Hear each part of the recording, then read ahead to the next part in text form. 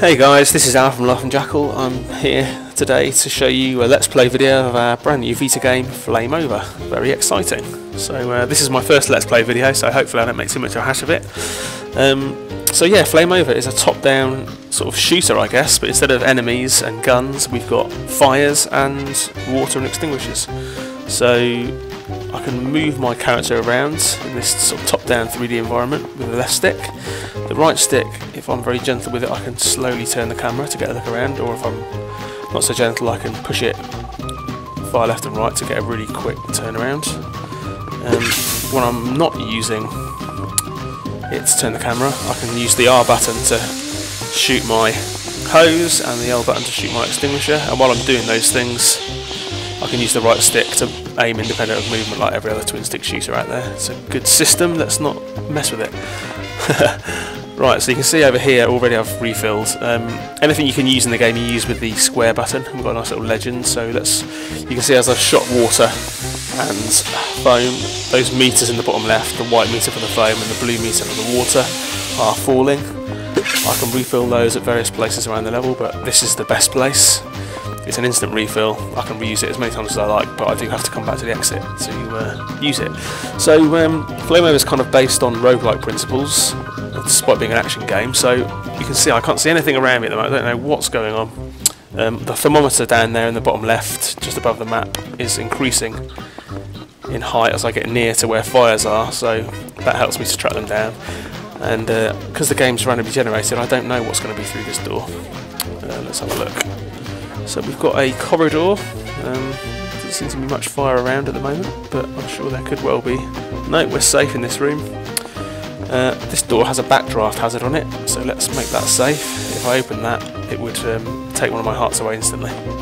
So I'll use my axe, because this is a fire door. You can see there's an axe on the front of it. I need to mash the square button to get through there. Now I can straight away get down to it, so you can see I can use my hose to put the fires out pretty effectively. That was a fireball there that's just shot through the door and set fire to a step ladder, which is worrying, so let's deal with that. Everything in the game is made of different materials, and each material can attack you in a different way.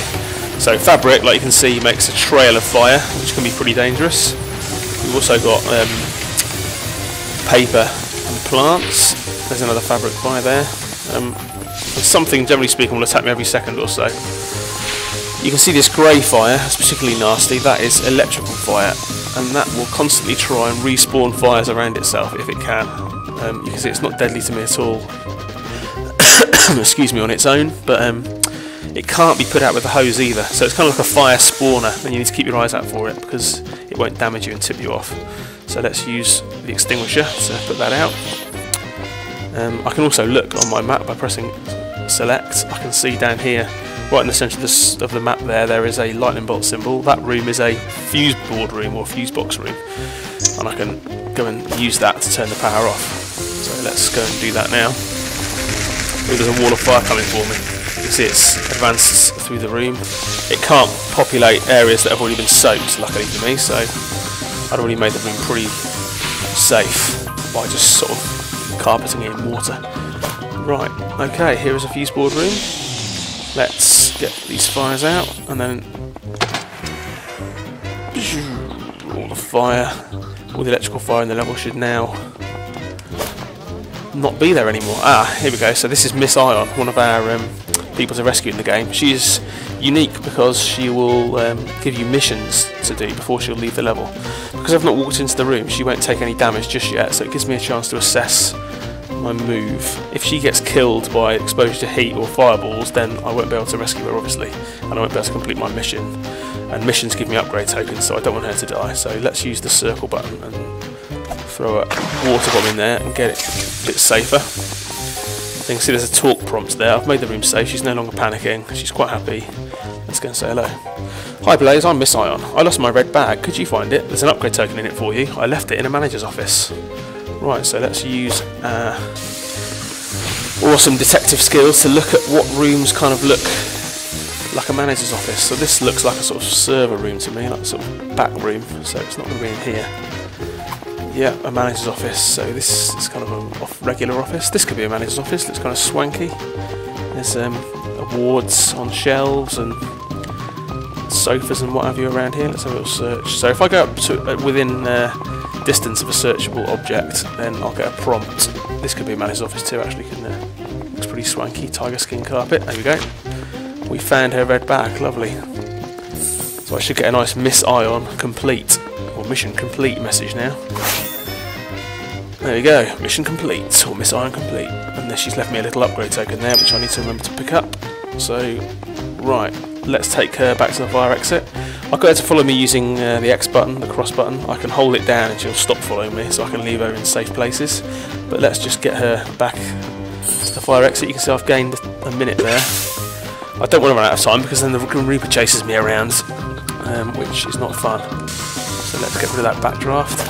And we're in a new room. You can see all those coins are coming through. I'm getting money there which I can spend at the upgrade screen, or I can spend in the game on power-ups in the caretaker's shop. He'll be on the next level.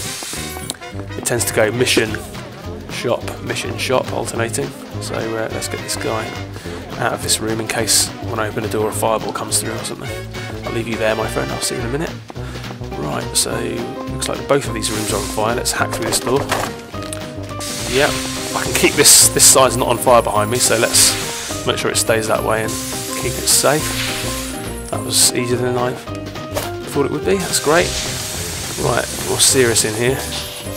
Generally speaking, because of the way the fire attacks you, the more sort of sides you've got surrounded, then the more dangerous it's going to be.